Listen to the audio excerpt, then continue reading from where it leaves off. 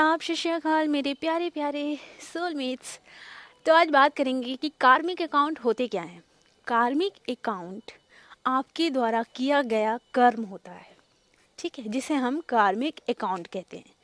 कार्मिक अकाउंट में आपको सबसे पहले ये समझना होगा कि ये कार्मिक अकाउंट दो प्रकार के होते हैं, एक अच्छे और एक बुरे। तो अच्छों का फल हमें प्राप्त हो जाता है, कोई अच्छे सोलमेट्स मिल जाते हैं, कभी हमारे साथ बहुत अच्छा हो जाता है, ठीक है। और कोई ऐसे सोलमेट मिलते हैं जो हमारे साथ हमेशा एकदम अच्छे से रहते हैं, ठीक है। और एक होता है बुरा। कार्मिक अकाउंट एक बुरा होता है, ठीक है। तो उस कार्मिक अकाउंट को क्लीन नहीं कर पाते हम, है ना। कोई हमें बहुत ज़्यादा तकलीफ़ देता है, तो कोई सोलमेट बनते बनते अचानक से कार्मिक एनर्जी में आ जाता है, बहुत हर्ट करता है, एकदम मतलब एकदम आत्मा होती है ना, एकदम एकदम हालत ख़राब हो जाती है उसकी।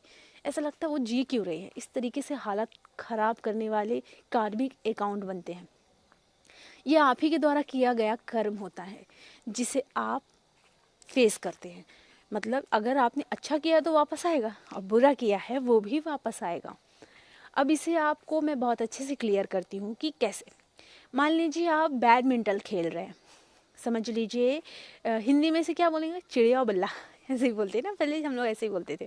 तो जो चिड़िया होती है ना, आपने चिड़िया फेंकी सामने से, फिर किसी ने फेंकी तो तुरंत आपने फिर फेंकी, ऐसे करते हैं ना। जो बैडमिंटन में खेलते हैं, चिड़िया बल्ला जो खेलते हैं, समझ लीजिए वो चिड़िया जो होती है वो काली कलर की है, ठीक है। आपने फेंकी, फिर वो वापस आ गई, 2 सेकंड में वापस आ गई।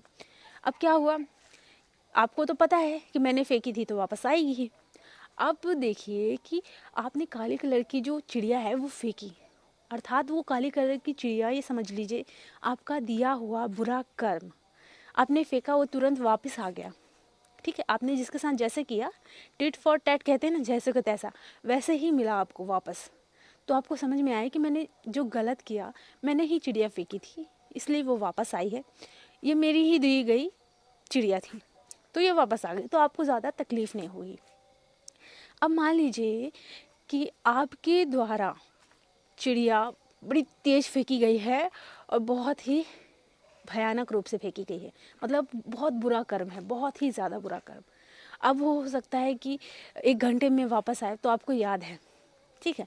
लेकिन अगर ये 200 साल, 300, 500 साल, इतने साल बाद वापस आएगी तो क्या आपको याद रहेगी? बोलिए। 1 महीने के अंदर क्या क्या हुआ है वो भी आप भूल जाते हैं, तो इतने साल का आप कैसे याद रखेंगे?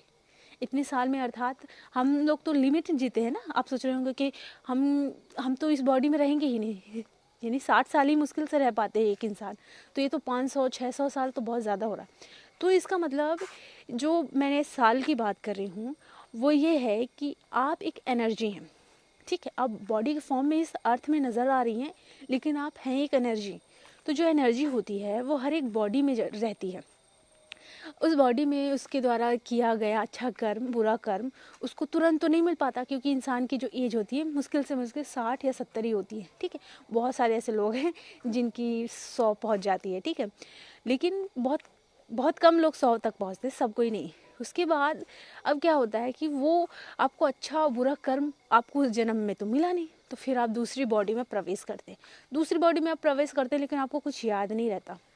याद ना रहने का कारण क्या है कि हम एकदम प्योर सोल नहीं होते। जिस दिन हम एक प्योर सोल बन जाए ना, उस दिन हमें अपने पिछले जन्म सारे याद रहे।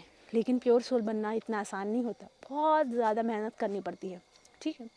लेकिन अब वो बुरा कर्मा आपको, आपने तो चिड़िया फेंक दी थी, अब वो बुरा कर्मा आपको 500 साल बाद मिला, बहुत भयानक रूप से।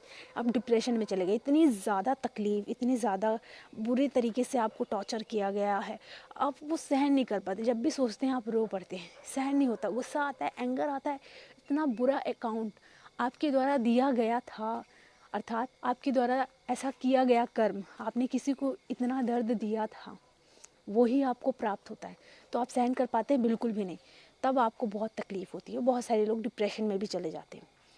लेकिन अगर हमने ऐसा बुरा कर्म अभी किया और वापस हमें 1 घंटे के अंदर वैसा ही हमें मिल गया, तब हमें तकलीफ़ होती है, लेकिन हम समझ जाते हैं कि ये हमारे द्वारा किया गया कर्म है, समझ जाते हैं ना।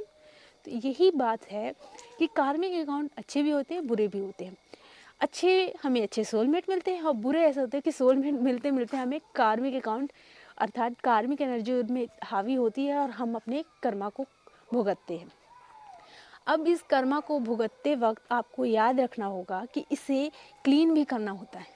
जो हमारा कार्मिक अकाउंट होता है ना, इसे क्लीन करना होता है। अगर आप क्लीन करेंगे ना, तो बहुत जल्दी आप रिलैक्स हो पाएंगे, डिप्रेशन से बाहर आ पाएंगे।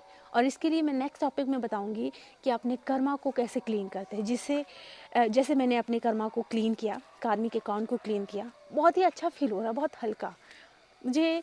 अब मैं क्या करती हूँ कि जब मैंने पूरा उसे क्लीन किया तो बीच बीच में मैं वो जो मंत्र है उसका उच्चारण भी करती हूँ, लेकिन मैंने कैसे क्लीन किया ये ज़रूर आपसे शेयर करूँगी नेक्स्ट टॉपिक में। तब तक के लिए अपना ख्याल रखिएगा और खुश रहिएगा, और प्लीज़ लाइक ज़रूर कीजिएगा। Thank you so much.